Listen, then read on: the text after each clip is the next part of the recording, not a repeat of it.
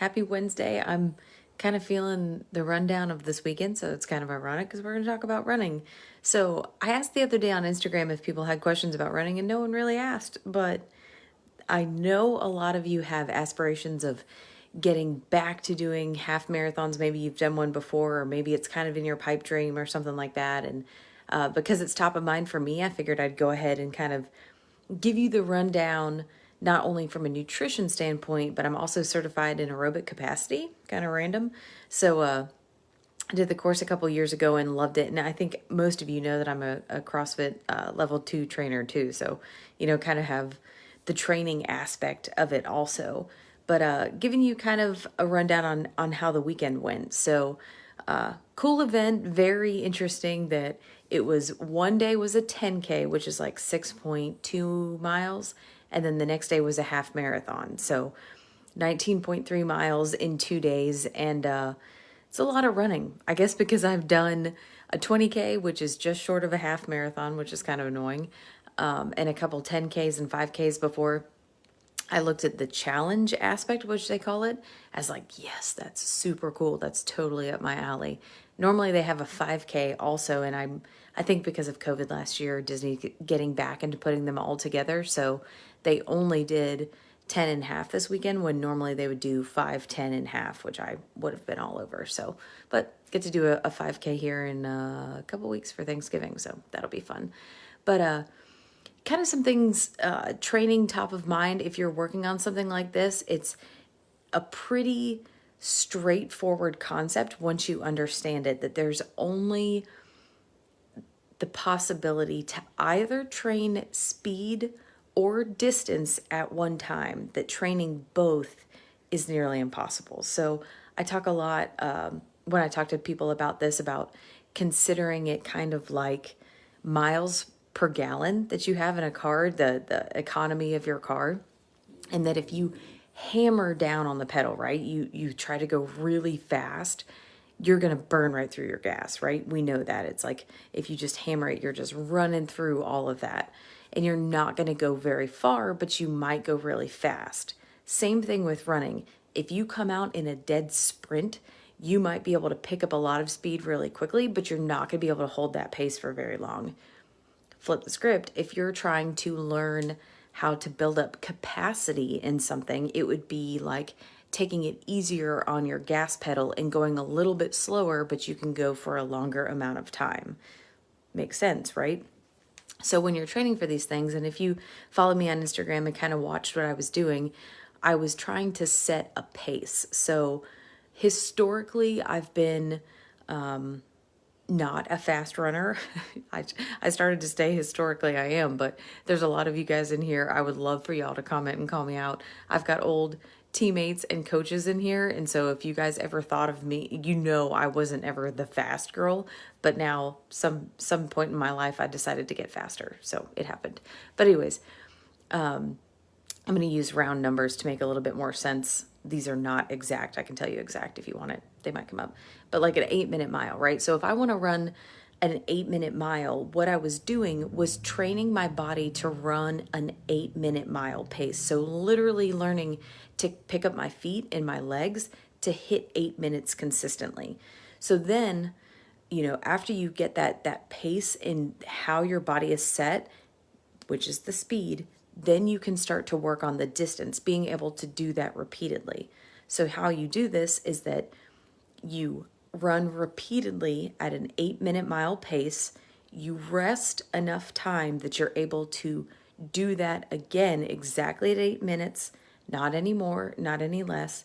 And then you start to shrink the rest in between it. So I'm going to start running, if I do 1 mile and it takes me 2 times as long, so I rest 16 minutes and I'm able to run 8-minute mile again. Now I can rest 15 minutes. Now I can rest 14 minutes, and I try to see how long it takes me to recover to be able to do that again. Makes sense, right? So I've set the speed and now I'm setting the capacity. Vice versa, if you're trying to learn how to set capacity in something, you have to start doing longer sessions at a slower speed. So you can't just go out and run this blazing pace and hope that you're going to make it as long. you're going to try and run additional distances. That one's a little bit more tricky because you really do have to build the capacity and the volume, which is kind of where I'm going to spin a little bit off into why I'm so big on CrossFit training. So not only do I find it fun, it's something that, for me is entertaining and challenging, but there are different aspects that it actually helps you train for. So it's not just running a slower distance for a long time. Like if I went out every day and ran 15 miles, that would be what I'm able to do, right? I can run 15 miles. I usually can't get any faster when I run. I usually can't run any longer. Well, the different modalities and different training of CrossFit is one day I might do, yesterday we did a 6-minute workout, right? It was as hard as you could go for 6 minutes, or I might do a 30-minute workout. So I'm training more different time variances, which makes me use different muscles, different anaerobic, anaerobic capacities. It's, if you've ever heard of fast twitch or slow twitch muscles, I might have to have a fast twitch muscle to get through a sprint, but I'm not going to use it on something longer. So I'm not doing the best job of making this a straight line. So definitely ask if you have questions. But think about when, I was in corral number 4. So this race was over 9,200 people. So I'm in one of the very last corrals and I'm at my pace, right? And I come up on someone and I want to pass them. Well, if I haven't trained a fast twitch muscle to be able to pick up the pace and move around them, I'm just going to get stuck, right? So you have to have both types of muscles to do different things, or to kick it into gear in the very last stretch of your run. You need to have the ability to turn on those muscles as well and not just repeatedly use the same ones. So by varying the type of workout that you do, varying the intensity, training different muscle groups, you're able to use more things at your discretion than it just being stuck into something. So, kind of the constantly varied idea of CrossFit is that while we do things seemingly, if you were to just walk up, you think that they're random, they have a plan because they build on each other. They build different muscle groups and availabilities, and they teach your body to be able to do more than one thing. So I would recommend, if you are doing a running program or something like that, to move different types of workouts into your regimen also, so that you're not just beating up those same running muscles again and again. So if you have more questions on running training, definitely let me know. It's hard to get into the big picture. I thought I would be a little bit better than that. But anyways, nutrition wise. So one of the biggest things that I try to tell people that are training for different runs is funny. I keep laughing at that. How was your runs? Did I have the runs? Different running training programs is to definitely test your nutrition during it. So the last thing that you want to do is show up on race day and try something that you've never had before, and maybe it didn't settle right, or maybe it didn't get into your system, or you forgot it, or whatever happens. I actually think it's really crazy that people during a run will try a vendor that put something out on mile, I think it was 8.5, they had something. And I'm like, if you've never had that before, you have no idea. What if it makes you need to go, right? You might have the runs on mile 9 because it didn't set right. So anyways, but you want to try things in your training beforehand. You want to know, how do I feel when I eat oatmeal, or when I eat an English muffin, or an apple right beforehand? Do I need to watch how much liquid I have because maybe I am someone who has to use the restroom often, or maybe I didn't have enough, or I need to take in more electrolytes, any of those kind of things. So when we look at training nutrition, not only do you want to test what it is, but you also need to understand what things do well for performance. Okay, so for running, it's a monostructural type of workout. It's one movement, right? You are just running. You're not running and doing burpees. You're not lifting. You're not doing anything else. You're just running. So for that, even though we talk a lot about post-workout protein and carbohydrates, you actually don't need the protein quite as much, because what your body is going to get into is the aerobic use of, not only using, it's a breathing, but you're breaking down glycogen and different carbohydrates to give you long lasted energy. So if we are doing something that's more of a sprint workout, you can use something like a high glycogen item. Maybe it's honey or sugar or something, like a fast burning, something that gets in your system fast.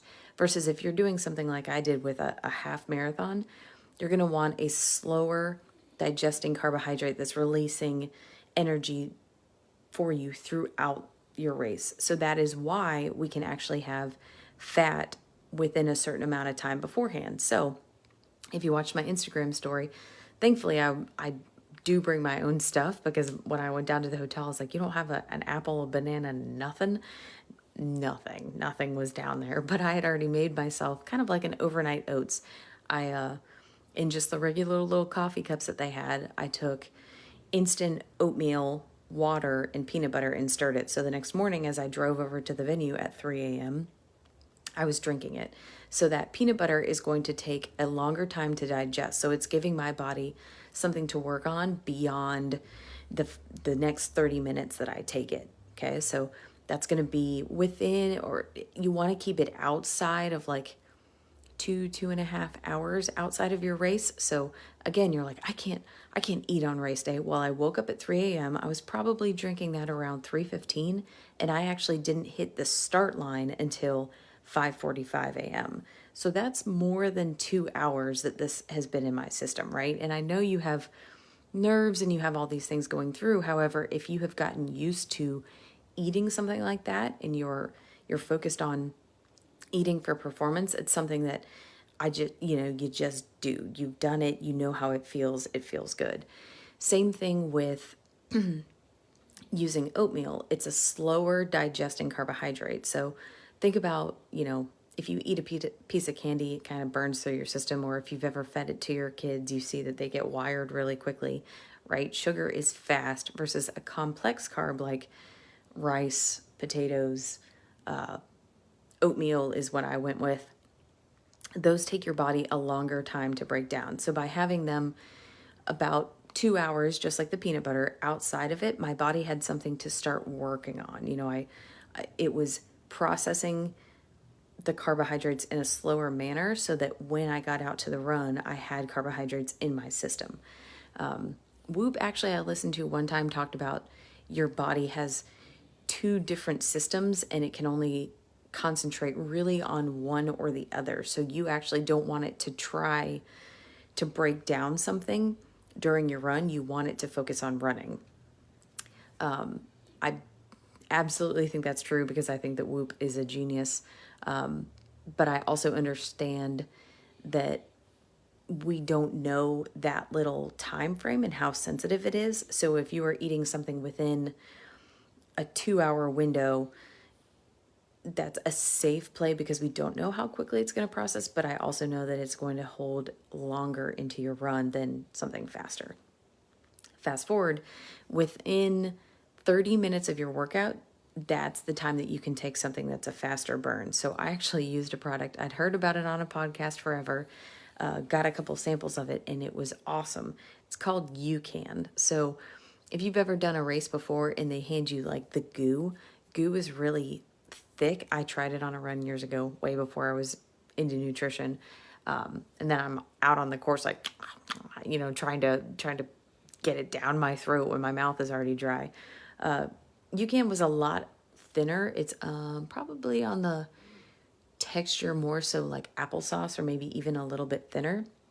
But it was developed for a child who had a metabolic disorder. And so they found a type of glucose that was slow releasing. And so it was actually awesome during the workout. I used it another time. I used it in training and felt fantastic. I actually did it. I think I ran 6.5 miles fasted minus that, but the whole pack itself is only 19 carbohydrates. So, by the time my oatmeal and peanut butter were in my system, now I'm having a slower releasing yet easy to digest something in my body that I had tried before. I knew how my belly was going to react to it, and it helped give me sustained energy for that amount of time. So that was pretty cool. Now notice I have been up for a couple hours now and haven't talked about protein.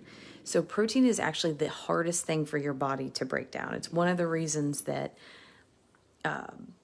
it helps keep you full. I totally lost my train of thought there. It helps keep you full.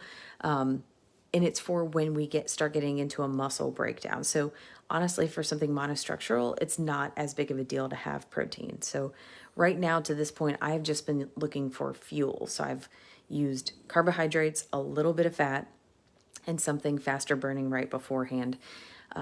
Later on in the day is when I'll get to protein, because I don't want my body to continue to use those sources. But in order, your body burns carbohydrates are the easiest, then fat, then protein. So I really don't need that to this point. So if you want to bring something with you out onto the course, I totally blanked on it. Didn't even think about it, but I had been training the 6.5 to 7 miles, so I knew I would be okay doing that. Then the next day when we got to the half marathon, I was like, I don't have anything that I normally have. I normally have something else like raisins, which would be similar to the gummies that they handed out. But I know for me, raisins or craisins or something that is just a little burst of sugar is really easy for me to take down. I actually ended up stopping and drinking the Propel during it because I knew that they were handing out at the end of the race fully loaded Propel, which was like 34 carbs per bottle. So I knew it would have sugar in it. I slowed down because one time I tried to drink it on the run, got my face all sticky. It was terrible. So I was like, I can take a couple steps and put this down and then get back to running. So yeah, if you want to bring something with you out on the course, it's definitely a good idea, because once I got to the end of it, I was honestly pretty out of energy. I wish that I had had something with me along the way. Just a complete miss, right? Happens. But yeah, so then post-race nutrition. So as soon as you cross the finish line, they're handing you all sorts of stuff, right? Usually they're giving you bananas. The potassium is good for cramps. The carbohydrates are good for starting to repair your system. A ton of water, because although it was 52 degrees out and raining and I felt like I was just wet, there's no doubt the amount of stress and sweat and processing your body is used, and you need to get water back into your system. They had Propel, which I passed up on because you guys know I'm not really into drinking my macros, so I was like, not really worried about that, although the electrolytes would have been nice. Beforehand, I took a zero Propel and drank that. Yeah, I took some pre-workout, always, and an electrolyte and pounded that beforehand. So I was pretty good on the electrolyte part of it. But then it was actually funny. So, I ran with my best friend Jessica, and she was like, nutrition question, is it actually good to have beer after a run like that? Because people are always trying to have this one was called a wine and dine. They're actually, because it's Disney, they didn't serve alcohol for free, but a lot of beer is free, a lot of wine is free, all of that different stuff.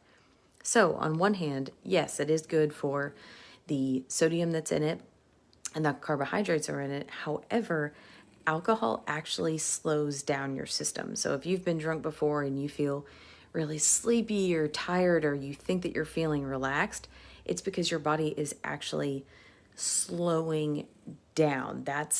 So it's not able to repair or recover. It is working in a slower motion than without it. So while there are some things in beer and wine that might be beneficial, the actual alcohol content is not going to be good for you. So, especially knowing that I had 2 days of running, so I couldn't just cross the finish line and go haywire when I had to run an even longer run the next day. Alcohol really isn't the greatest thing for you to have. If you did, it would be better to day drink, which we got done with these runs by like 7 a.m. because we had to run before the parks opened. But just know that you're actually continuing to hinder your recovery process. So maybe save the alcohol for a different day and just don't, while you may have earned the carbohydrates and the salt factor, you haven't you're not treating your body right by having alcohol afterward. It's just not going to be good for you.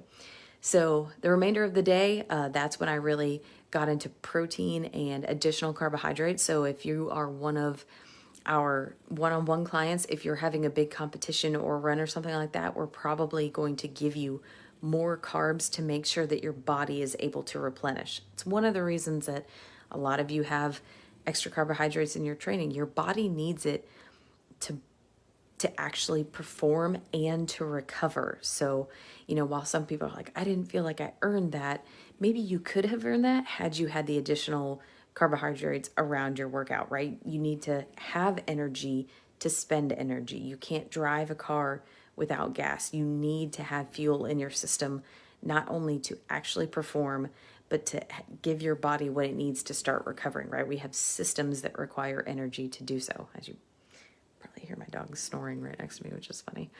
But yes, so didn't just continue to eat like garbage the rest of the day. It was actually funny. We went out for hibachi that night, and someone was like, "You ate hibachi the night before a marathon?" I'm like, "You gotta remember I'm a nutrition coach." So I looked at it as protein. I had lean protein, chicken and shrimp, doubled up on the veggies, and had rice. So fantastic order. Sure, it was a little bit higher in fat for the cooking, but there were no fats otherwise. So pretty good meal there. And not something that bothers my stomach. So if it bothers yours, maybe know that about yourself. But made sure that the rest of the day I got in plenty of food, plenty of hydration, some more electrolytes through sodium and things like that, and a good meal that night. So people ask about carb loading, right?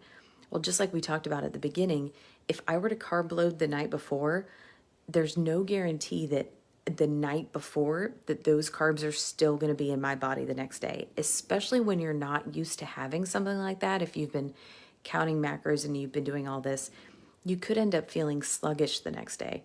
So again, this is where you test out your food just as much as your training. I don't want to find out that after having a heavy pasta dinner that the next day I feel heavy and I don't feel good. I want to eat as traditionally as I can, nice and clean and balanced. I'm sure there was a caloric surplus. I would tell most people to track during that. I have a pretty good eyeball throughout all of that. And then making sure that you get good food back in your system because you have actually just put it through the ringer, right? So that's one of the reasons that I'm feeling, I probably sound a little bit more down today. I'm just tired. It was 2 mornings of 3 a.m. calls, or, wake up calls, running 19.3 miles, walking all of Disney, driving down there and back. So I've just put my body through the ringer, right? So rather than, have rewarded myself with a bunch of junk food, this is the time that I need to really give my body the best of what it needs. There are times to plan things and to celebrate. And sure, if you got done and you're like, I've been working really hard, I want to go out for that pizza or that cake or whatever, that is fine. Just understand that your body still wants the best for it to get back to how good you want to feel. So while I'm tired, my body feels great. I didn't have any, somebody asked about shin splints, didn't even think about it. Didn't pull anything or, really feel out of energy until miles 11 through 13 because I hadn't trained for a half. I thought I would be running it with someone else, but she told me to go, so I went. But yeah, all of those kinds of things. So knowing that you're putting your body through something pretty dramatic, giving it the best that you can. If you have something that you consider treating yourself or rewarding through food, do it in a balanced way. Sure, if you want to go out have pizza, that's great, but have the rest of your day balanced. Don't just do pizza and burgers and drinks and all of these things that then your body is like, oh my gosh, we are tired and now we have to get through all of that. The fun should be in the experience, the people you do it with, how you feel about it. Sure, food is fun too. I mean, we did go out for hibachi and we don't do that very often. However, when you get to a point that you understand that food is more beneficial for your body and the way you feel and when it fits your macros, how great it feels, it's so much more worth it. So I hope that's a good recap. I'm probably going to use this for future nudes that are trying to run to give them a little bit of insight. But yeah, it was a good weekend. It was fun. So I tried to, I told you that two other announcements this time. One, this month's first form winner is Kristen Hedberg. Thank you for purchasing through my first form link. If you guys ever want to order something through first form and you use my link, you'll be entered each month for a $20 gift card. So pretty fun. Each time you order, you get another entry. So pretty cool, pretty easy. Some great products on there. Like I mentioned, I took a pre-workout. I actually took a non-stimulant pre-workout. It was called Endurance. So I wasn't all jittery at 3 a.m. or like ready to go. Like you guys know, I normally love Megawatt and Project X, which just like put me through the roof. I didn't need that because I needed to run for a long time and not just like gun it the first mile, right? So I used the Endurance, which still gave you the beta alanine and all the good, like kind of, it was more like internal intrinsic and not just like wired watching, right? I got that from the race itself. It's a good way to get, there's Intraformance too, which is that like, if you were to, instead of having a Propel, maybe you drink something like that during it. Again, I wasn't prepared, completely forgot about all my Intra, but those kind of products are good there. So let me know if you have questions.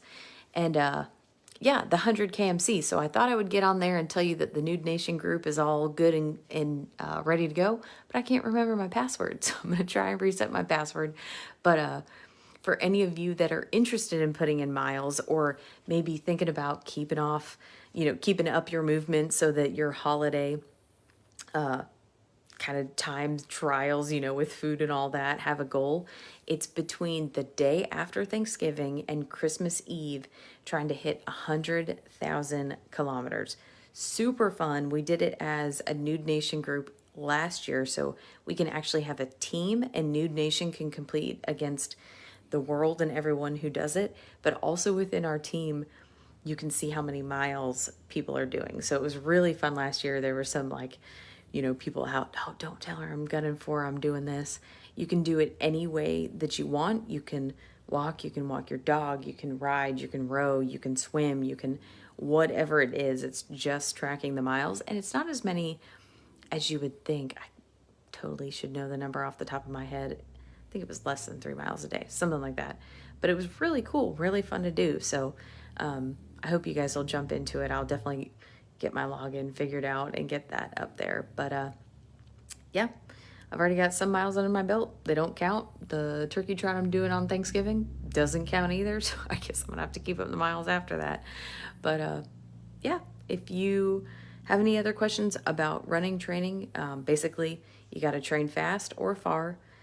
Test out the nutrition that works best for you. Keep it carb focused because you don't need protein during a monostructural workout, and give your body what it needs to recover. You've put it through quite the strain. So understanding that, alcohol and junk food needs to be either eliminated or alcohol or just for that, not forever, just not around running.